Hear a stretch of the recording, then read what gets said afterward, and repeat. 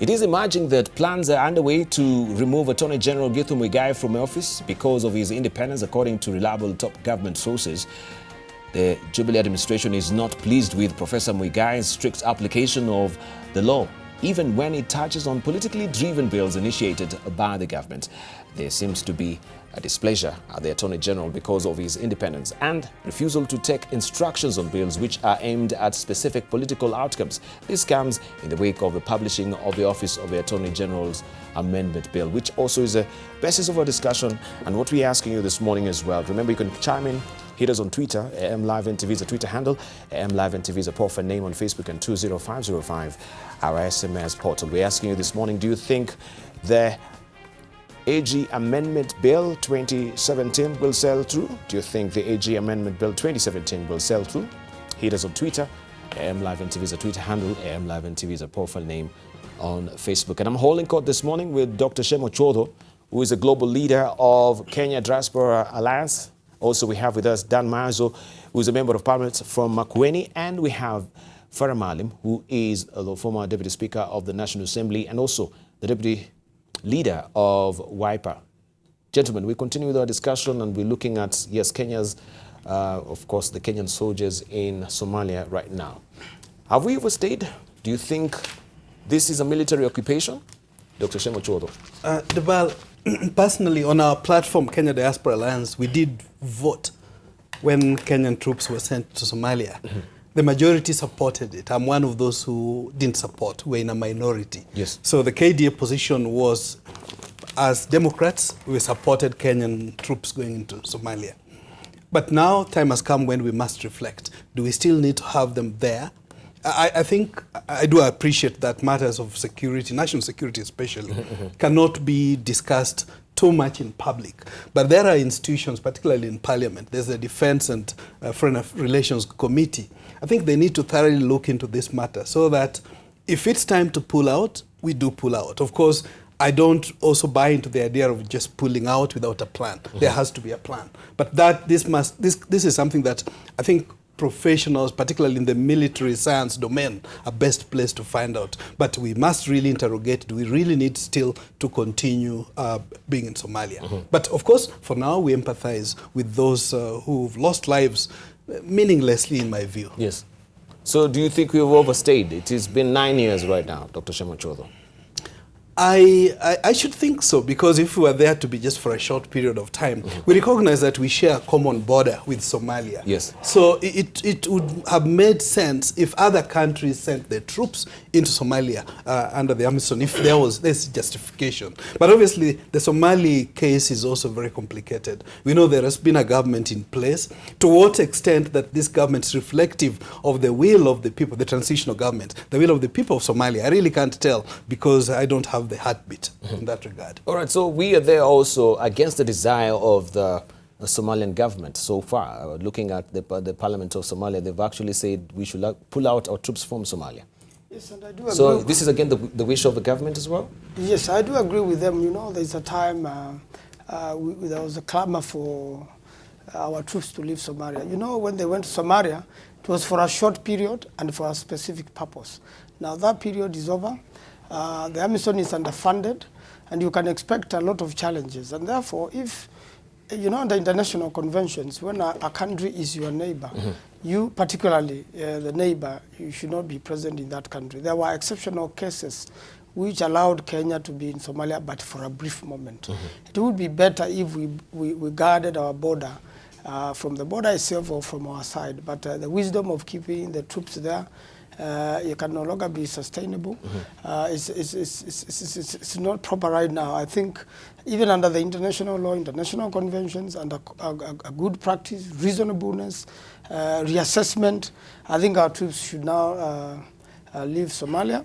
Somalia is also expressing its wish that our troops leave. So it's a complicated matter and needs experts to look at it. But even our own parliament has expressed that wish, but the executive seemed not to have looked at it carefully, and in fact it seemed to have been resisted because it came from the opposition. I think it should not be politicized. we should be reasonable. The main idea is to protect our country, our sovereignty, but not to lose our soldiers carelessly because someone is making a wrong decision. All right, he's saying that it should not be politicized, but do you think this is actually the overstaying is politically instigated, Farah Maalim? You mean the overstay of the military in Somalia? Look, it's a bit difficult sometimes when the facts are there for all to see, and we state it on the TV time in, time out, and people look for solutions in other narratives here and there. We went into Somalia.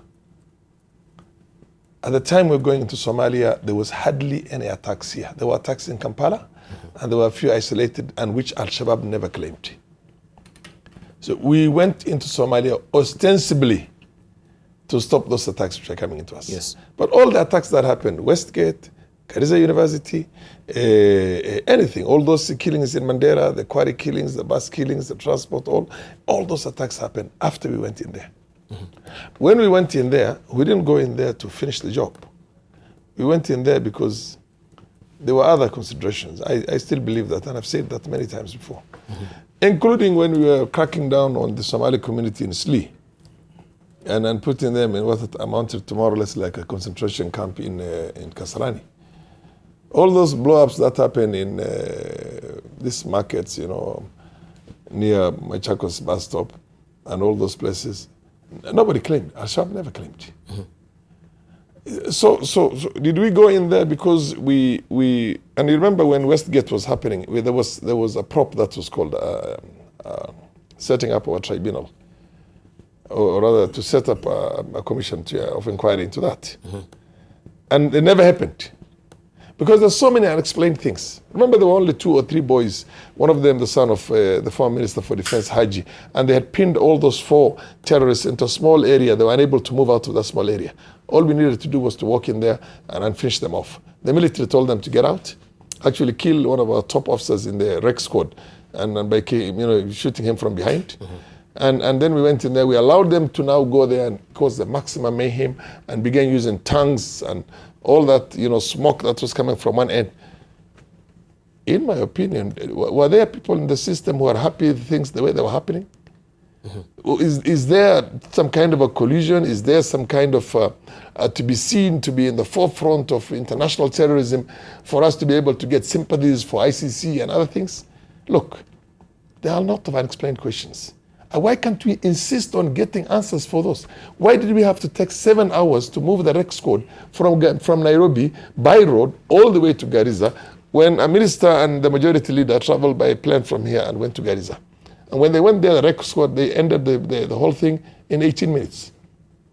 The officers went and ended the whole saga in 18 minutes. But we had allowed these people, listen to me, Debarl, why can't Kenyans ask those questions? We allowed those folks, those terrorists, to kill our boys and girls in the university for something like 12, 13 hours. And when we went in there, we finished, the whole thing was finished in 18 minutes. Why didn't we rush them within the first hour? I've said this on this television here many times, that I called Ndego Mhoro, and he will tell you, on the morning, as soon as I got the information. Yes. And I told him, move in.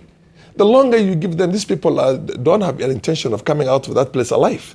So the longer you allow them, the more they're going to kill off those the innocent university students. Why didn't we do that? Is there somebody who was saying, okay, let's sit back, put tanks around the place, allow these people to call the maximum mayhem, so that the international community can say, oh, let's go slow on other things like ICC and others, because Kenya is in the forefront of international terrorism. Let me just finish. Yes. Let me just finish. We went in there and we went straight to Kismayu. Just took the road, the high road from Doble and all the way to Kismayu. These guys were running helter-skelter. All we needed to do was to equip the militia headed by the current president of Jubaland, and allow them, give them the arms, give them the ammunition, allow them to finish the job. Al-Shabaab would have been sorted out completely. All right. The current government in Somalia, these are the serious things that, if we go over them and gloss over them without seriously taking them into consideration, then we just keep on getting some narratives as if this is a soap opera, even in our media settings. And right. Why didn't we allow that president, as we talk today? He has been asking for permission to be allowed to go and sort out these people, and he has the men to do it. Who? This is President Roge. Madobe, yeah. Madobe. Yeah, yes. We kept on telling him, no, wait, until we let you know. Go. So somehow okay. Just hold on to that thought. Let's see from Shem Ochuodho, first of all, because we are given to understand, first of all, Farah, that these were very young infantry, from the Mombasa, from Mombasa reinforcement. Are we still none the wiser? Because I think this is the same stuff that we did even last year with El Ade, yes, when we had new troops coming in that didn't really have any rapport with the community out there. And could there be an informer, right, that when we have this particular exchange within the camp, then someone is leaking out information that we have new people who don't really know the terrain? Debarl, those are vital important points that are being raised that must be interrogated. But allow me to make a little correction. It wouldn't be right for my good elder brother, former Deputy Speaker, to say there were no attacks in Kenya before we moved in. That wouldn't be right. Kenyans are still very alive to what happened to the U.S. Embassy. I think that was the most devastating. That is a 1998. That had nothing to do with Al-Shabaab. That's one that I personally felt because I was in Nairobi National Central Business District. So I did witness that. But again, there were also attacks. I think it was Malindi, Kilifi, or somewhere in some of the hotels. Yeah. So the to Paradise say Hotel. that there weren't any, that I think was would not be 1998 and it was Al-Qaeda. But the hotels, maybe he knows better the difference. But you don't know anything about Al-Shabaab the problem and Al-Qaeda, there is there is a synergy. That the fact is, terrorism, they're terrorists, and there has been a problem. But having said that, that is not to mean that I support the continued presence of Kenyan troops in Somalia. I think everything else Mheshimiwa Farah says is right, and I agree with that. In terms of intelligence, I think that's where I would have a concern. I think, again, from Westgate to the case of this particular case of Kulbiyow and the others, we're being told that the intelligence information was availed. If it was available, then why didn't we preempt? I think I also agree there are questions that are not answered, which are not being answered. But as to whether there can be an issue for public debate, there I'm really not sure. This is why I'm pushing it to. There are institutions we have. In fact, perhaps maybe this is somewhere where we could learn lessons from the US. There are many layers of intelligence that deal with national security. They have the FBI, there's the secret security, there are the presidential guards. So there are about 3 or 4 layers of intelligence. And they all are very neatly coordinated, and they share intelligence. To what extent that we rely on intelligence in this country, I really don't know. I should add that as Kenya Diaspora Alliance, we did set a committee after the attack in Garissa, and we got a team of experts, high-level, global experts. In fact, one of them led a UN team that was sent to sort out Saddam, so to speak. But they ended up finding out that there were no arms of mass destruction in Iraq. Now, that was the chairman of the committee. We've submitted recommendations on how to deal with some of these issues of public safety. But again, as to what extent government is listening to professional advice, that I don't know. All right, that he doesn't know. And of course, we saw the president was very categorical when we had the Westgate attack as well, that there was intelligence that was given, but it was not really acted on. He admitted it himself. And we can see the same mistake, so to speak, about intelligence not being acted upon. So who should be held responsible? You should be held as a media person. Let's hear from we'll come to you. Let's hear from Dan. Why should I be held responsible? First of all, we're not in the security machinery. Oh my God! Yes, there's a military intelligence, and if we allowed Somalis in Somaliland to sort out Somalia, You know, it's much better than when you have our own officers there, our own people who do not even understand the terrain and are not under a barrier of receiving intelligence. Because had there have been proper intelligence, they would have known there is a likely attack, and this attack would have been stopped. And that's the reason why our troops now should no longer be in Somalia. First of all, for lack of goodwill. No, the question is, Yes. there was intelligence and it was not really acted on. Yes. Who should be held responsible? It's the executive. Because all the briefings at the end of the day go to the executive. And the moment... So if the executive can come out on camera and say that there was actually an intelligence, but it was not really acted on, yes. So is he shooting himself in It is the a foot? failure of the executive, and every little intelligence which is given by Kenyans should be taken very seriously.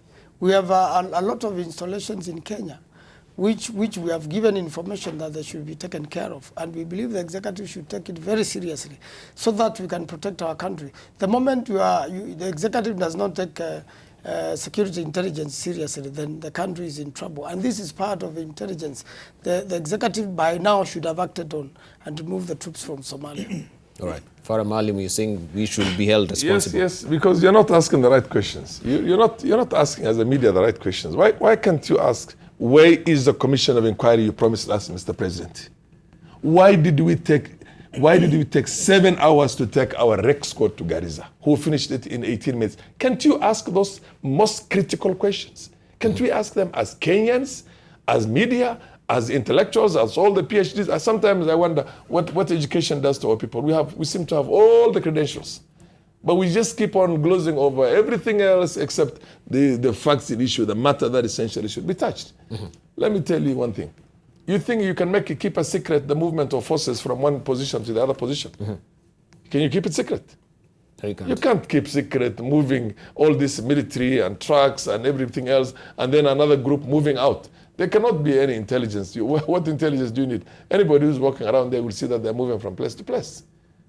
You understand my point? So that is not, you don't look for a needle in a haystack in those places. The issue is when our forces move, how do they move? How do you secure them? How do we create the bunkers? How many, layers of security boundaries do we keep? Or security walls? Why are we too busy trying to put up a wall in Mandera and sinking billions into it, which by the way is never there? But I'm told a lot of money has already been swallowed in that. But when our forces go in there, what you need to do is that you create a trench, and then you create another trench. You can do them in 6, 7 circumferences. You have them here, and then you have it here, and then you have it here. By the time they go through the first one, you still have something like half a kilometer. All right. Do you think we have political interest in There's a very rudimentary, basic information that I, who is not a military strategist, but of course who grew up in a police line because my father was in the forces, would even ask and question. So the point is, we are not doing these things. There's a problem. We are not there because we seriously want to do a security job in Somalia. We are there because of everything else, but except to secure us and to secure Somalis. And this everything else is what I want to probe. What is everything else to estimation? Charcoal, sugar, business. I mean, it's there. The international crisis group. Who is actually trading charcoal and sugar? Why didn't you read that international crisis group, what do you call report, and the UN report, where they implicated the military machinery and everybody else, the bigwigs in those places? All right. So do you think also the military is pandering to the whims of some people in high places? I'll explain to you what's happening right now. Let me tell you how my own rudimentary, analysis of these things or processing this information is. To begin with, I don't think anybody wants to get rid of Al-Shabaab from Somalia. Not the Kenyan contingency there, not the AMISOM contingency, not any of those countries that are in there. It's a cash cow. It's a cash cow. Let's leave it at that. I'm glad. Just a moment. Just leave it at that. It's a cash cow. It's a cash cow. That question is being asked by Donald Trump, none other than Donald Trump. All He's right. saying that we've sunk in all the money, we've not no business, so we're going to stop the money. Which is true. Perfect. Donald Trump has actually questioned why, after sinking all this money here to fight Al-Shabaab, there is no difference at all. Absolutely. No, that's true. Do you think it's a cash cow, as Mheshimiwa is putting it? I have no evidence, but I also have no reason not to believe, because it's true. Donald Trump, that's one thing where I agree with the President Donald Trump. Surely money has been sunk in. We've been fighting Al-Shabaab, a ragtag military, we are told. And we're not finishing How the job. come we are not clearing the work? So there are questions to get answers for in that regard. But I would also be equally concerned there are Kenyans dying of hunger, and famine. That's perhaps something that needs to be addressed. We seem to be denying that Kenyans are dying of hunger. But even some of our members who are in the villages, who are on vacation, seem to tell us that there are deaths going on, corroborating information that Red Cross is sharing. What is it that I would want to believe that the first task of any government is to secure its people, either militarily or food security. I think that's an issue that requires much more attention that we currently seem to be paying to it. All right, Dan Maanzo. Well, I think if you could rephrase the question, then I will give the right answer how you want. Or cash cow? It should be. It's a business, you know, by itself, and you know there's when you have a military outside the country, there are supplies. There are people who make supplies there. They know once you withdraw the troops, they are not going to make supplies. And I think the interests, just like Donald Trump, you say America first. It should be Kenya first. What is the interest of our country in this? And it should be above an individual, so that we secure our country, we secure our soldiers. We are, you know, the experiences the families who's lost sons in this go through are very tough. In fact, they are abandoned almost immediately after the funerals. Very little money is paid to sustain their families. So we need to look at the bigger picture, and it should not be a matter of pride or a few individuals benefiting. We should withdraw our troops and protect Kenya from our side, now that there is a stable government in Somalia. All right, so the withdrawal should be the final solution. Farah? Yeah. The withdrawal? If you just withdraw haphazardly, withdrawing haphazardly is wrong. It's very, very wrong, and it's not strategic and doesn't make any, it's even a worse decision than staying there with, you know what I mean. But what we need to do is right now, two things. Let us give a little bit of equipment and give a bit of resources to these Somali forces that are there under Madowe, the regional president. Let us give them the backup of the artillery and the air cover and the air cavalry and all that, and let them finish the job. They are the ones who did. You see, when we had suffered less than 20 deaths, when we got all the way to Kismayu, those guys had suffered deaths more than 1,000. They were doing the dirty job. They were the ones who were basically, a Somali is only another Somali can fight a Somali, let me tell you. And you know, right now we're all suffering. Actually, on a ratio basis, our own ratio in the population here, in the Kenyan population here, the number of deaths that we suffer every time, as Somalis themselves, even the KDF itself, is so bad and so preposterous. And I can imagine every other community in the country, everywhere people are suffering. But then when they look at it, here we are, our boys are dying in those places. And to the ordinary person, he can only see a Somali. Yes. You know what I mean? Yes. He's only see the child killed by a Somali. He's not able to make a big difference, or that fundamental difference between a Kenyan Somali and a Somalian. Now, the point I'm trying to get at is, and by the way, they target it always early in the morning when there's a morning prayer for the Muslims. You get my point? Yes. They did that in Elade. They did it also this time around, because then people are already praying that time. And anyway, my position is very simple. Let us equip these guys from the Somali, authorities, the regional authority itself, and the central government in Somalia. Let us now go on a system. They will clean out these people in the shortest possible time. Give them the resources, give them the bullets, give them the arms, and give them the air cover. Thank you. And the air cavalry, basically the artillery and the rest. Thank you. Right, and of course, we want to wrap up on this, and we'll take callers who are hanging on the line. But also, I want to refer you to this particular report that you're talking about. This is a black and white report, the Kenya's criminal racket in Somalia, that was published in 2013 by Journalists for Justice. And you can see there on top there is the sugar smuggling. And it says sources from within KDF, Parliament, and foreign embassies all described to Journalists for Justice a situation in which a high-ranking military official is at the head of a smuggling network, which includes commanders of KDF forces within AMISOM, key figures in the Ministry of Defense, Immigration, and State House, and that this network enjoys protection and tacit cooperation of leaders at highest echelons of executive and the National Assembly. And we can leave it at that. So when we look at this particular report, and of course we saw also KDF came out and stoutly denied the findings of this particular report. So what do we have to say in light of this particular report? Shem, just briefly, because you say you're not privy to this information, there it is, the report black and white. Debarl, very briefly, when it comes to corruption, it's chronic and endemic. All right, my director, she's telling me let's pick the callers first, then we'll come. Don't lose your track of thought. We have Mathenge hanging on the line. Good morning. Good morning. Morning to you, sir. You have a question or a contribution, Mathenge from Mombasa? Kindly, very briefly. Habari asubuhi. Mzuri sana. Okay, mimi nilikuwa nataka kuzungumza. Kwanza tuanze mambo ya KDF. Kwanza mpaka sasa hatujajua ni idadi ya wanajeshi wangapi ambao hatujamjua kabisa exactly ni watu wangapi ambao wako kule. Yes. Kwanza tujiulize, hawa ni watoto wetu tunawapenda na wako tayari kwa sababu ya kufight kwa sababu ya mambo yetu kulinda nchi yetu. Unajua mwanajeshi mmoja wa Amerika akifa, president mwenyewe ndio ana sign ile death certificate. Lakini mpaka sasa hatujaona action yote from the government. Tuseme kama president sasa yuko Ethiopia, hakuna neno. Nani huyo Ruto ambaye alikuwa ni deputy ambaye anatakana na act kama president yuko Kisii kuzungumza. Huwezi kuenda kuambia watu wafanye registration ya watu na watu wanakufa huko na wanaletwa na wewe huko. Hiyo never.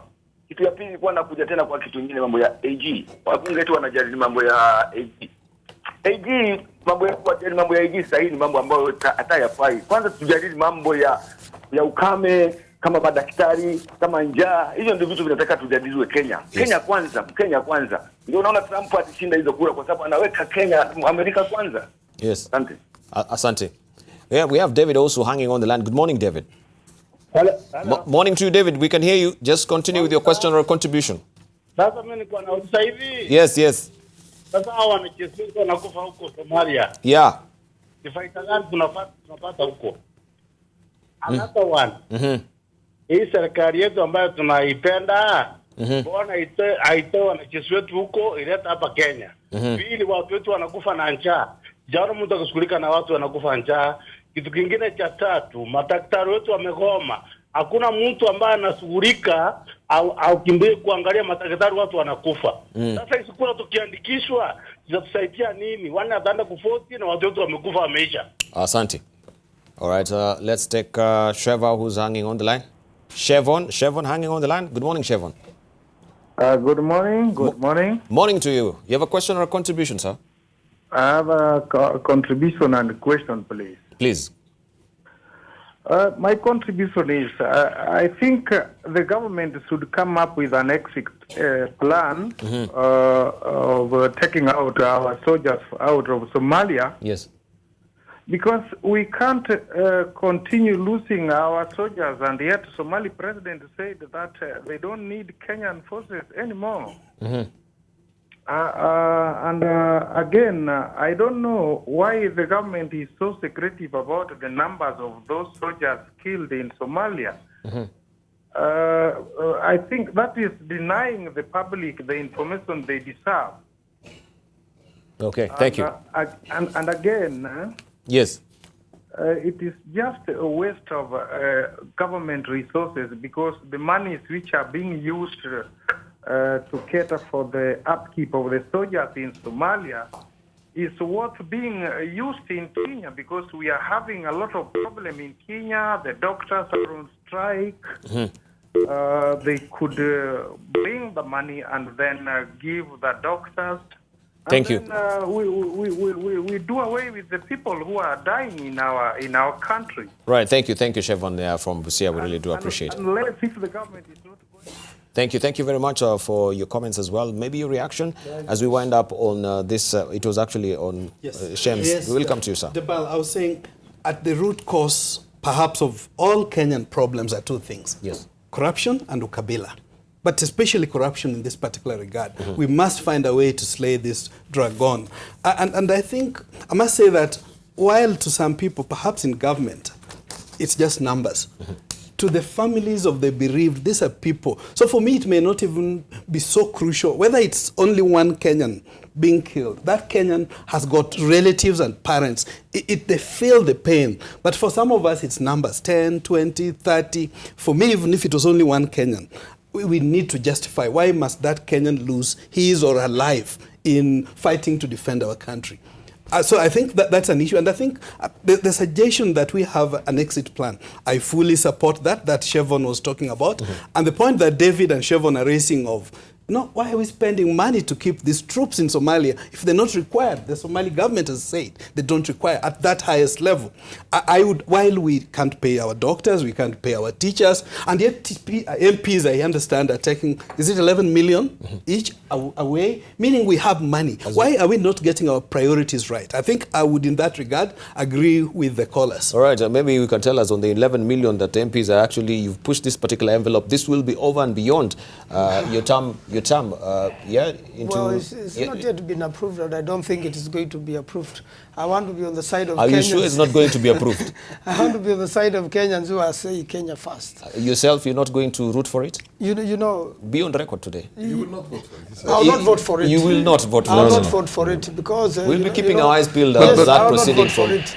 And I wanted to tell you that this tyranny of numbers in the House has really messed a lot of laws in the country, has led the country in the wrong direction, and a lot of wrong decisions have been rubber-stamped in Parliament. All right, thank you. And I think it is important we take care of the doctors. Many Kenyans are dying.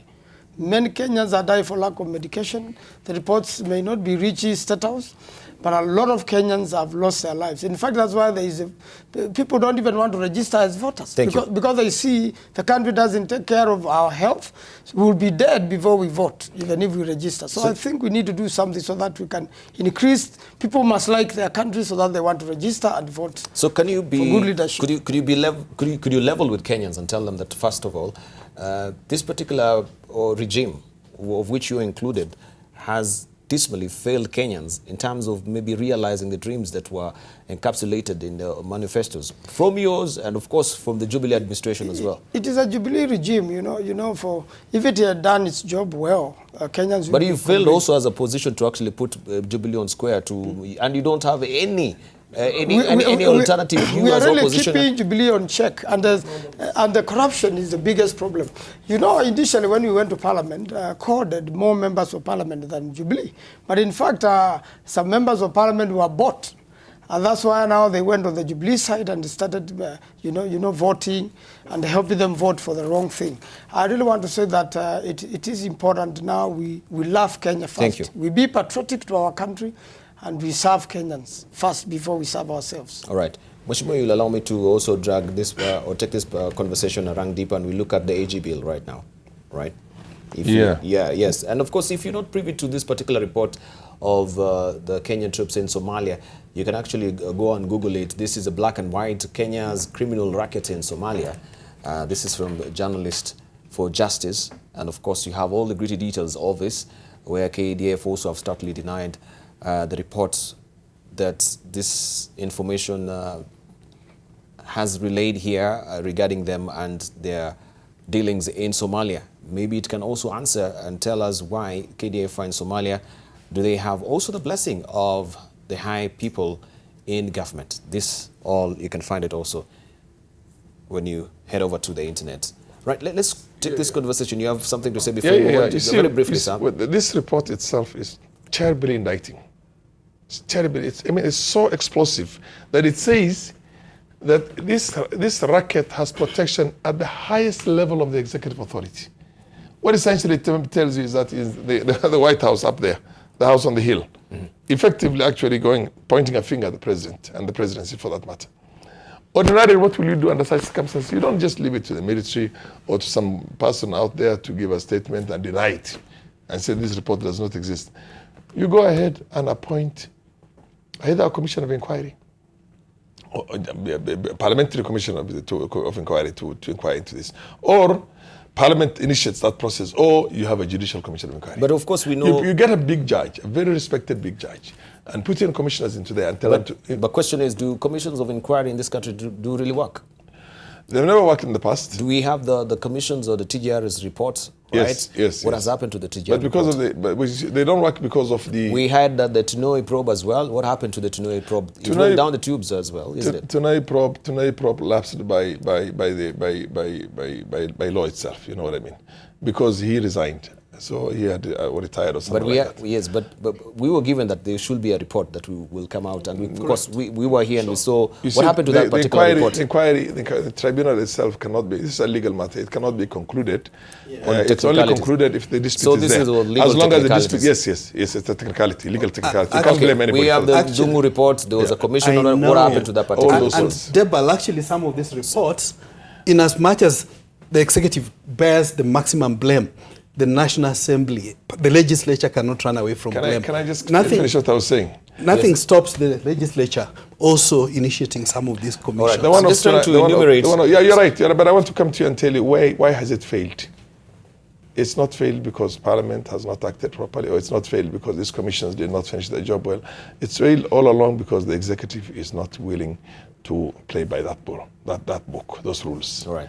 So the executive itself, at the highest level up there, has got to be willing to do that. When the presidency itself says, no, TJRC, why don't you have the report on TJRC? All right, the task force on parastatal reforms as well.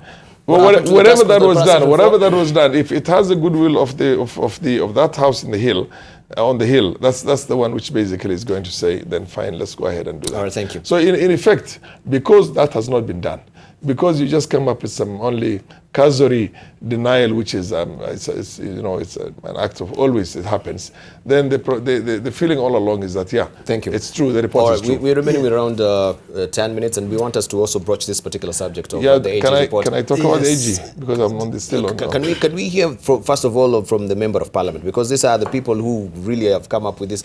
First of all, it's not established whether it's coming from the floor of the house or who is the initiator of this particular bill. It's a leader of majority. It's a leader of majority. It's initiated by the government.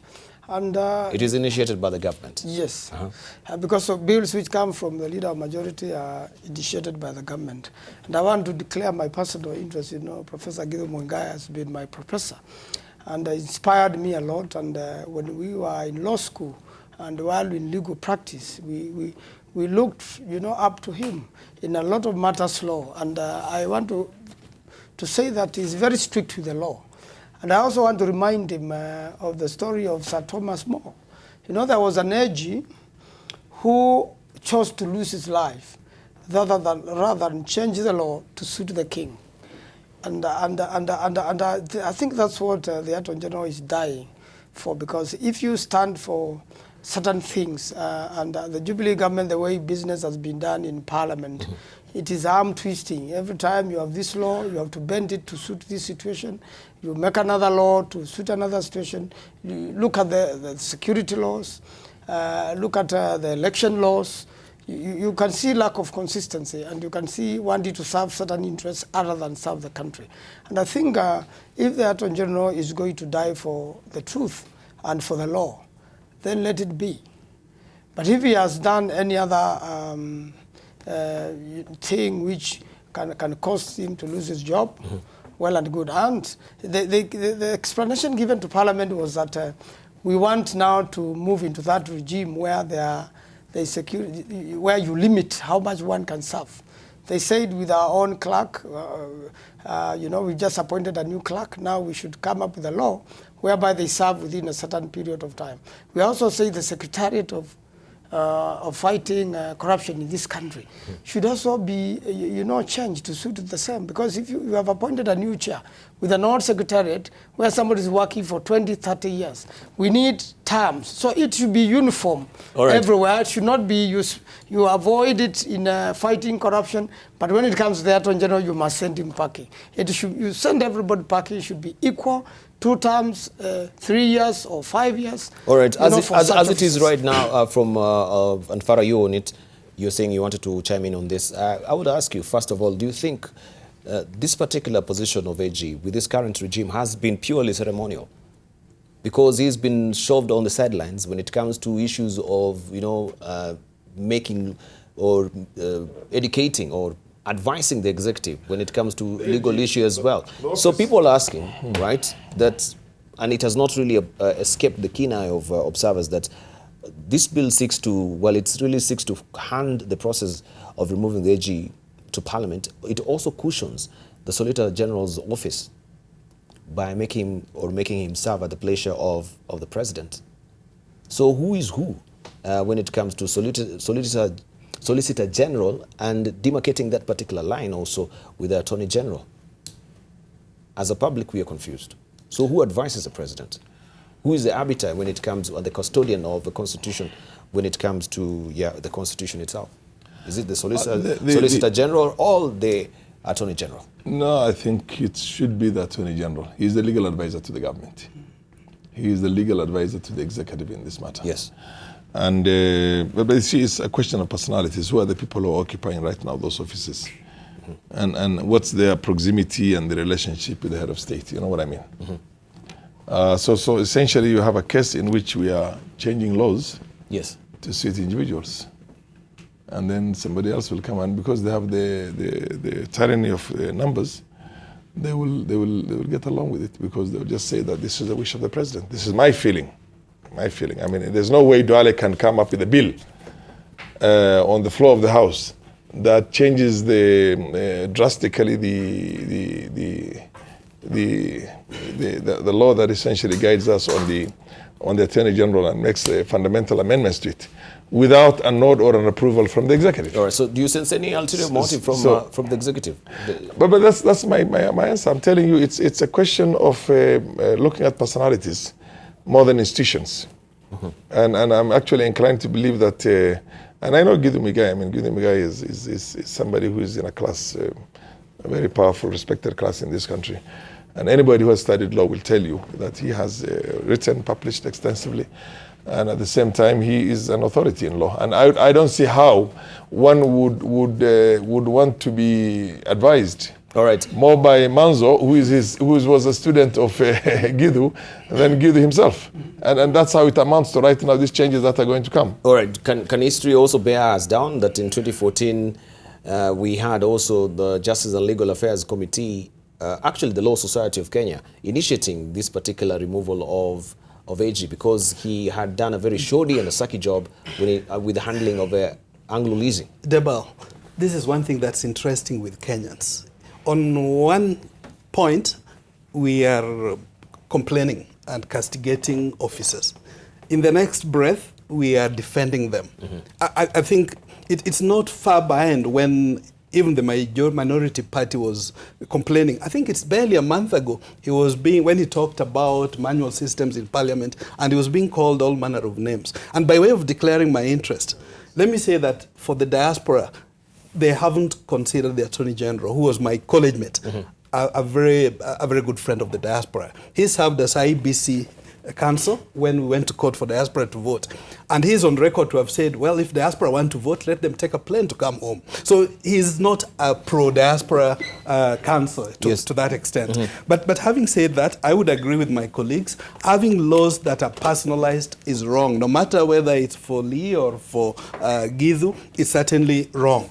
But there are advice. Our assumption in the past, when the security bill was passed, for example, we would have assumed that the Attorney General is the one who misadvised government. When government has gone out to defy court rulings, our assumption is that the Attorney General that's doing this. But having said that, I think security of tenure is something that's important to have. I'm also hoping that, although we talked about the TJRC report, I think it's vital that the executive in particular realizes that. I think what's going to save Kenya is this TJRC report. It's time that we need to have a discussion, a conversation to heal the country. And the only way to do it is by implementing the TJRC report. The sooner that this is done, the better. But also finally, in this regard, I must say that what I'll have to keep repeating, I think we are over-glorifying lawyers. Lawyers every time. To the extent that I remember even a judge was on record recently to have told the striking doctors that they're smelling sewage. You know?